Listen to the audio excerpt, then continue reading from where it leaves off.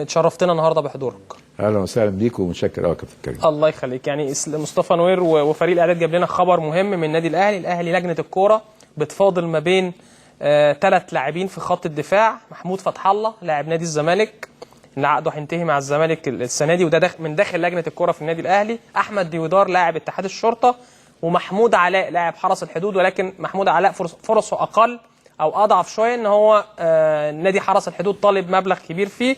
وفي كلام على خالد قمر لاعب اتحاد الشرطه، واحمد حسن مكي برضو في مفاضله ما بينهم في لجنه الكوره. بكره هتشرف بحضور حفله النادي الاهلي ان شاء الله، وطبعا حصول النادي الاهلي على اكثر نادي في العالم القابا. فبكره ان شاء الله احتمال ما نقدرش نطلع هوا من خلال برنامجنا كوره كل يوم، من الحفله الساعه 7 وفي فندق بعيد كده شويه في طريق السويس. فهتشرف طبعا بحضور الحلقه، واحتمال نطلع لو لحقت اجي من الحفله، لكن طبعا لازم اكون موجود في الحفله لان انا مدعو، وشرف ليا ان انا اكون موجود في حفله النادي الاهلي، وحفله كبيره بيتوج فيها النادي الاهلي اكتر نادي في العالم حصولا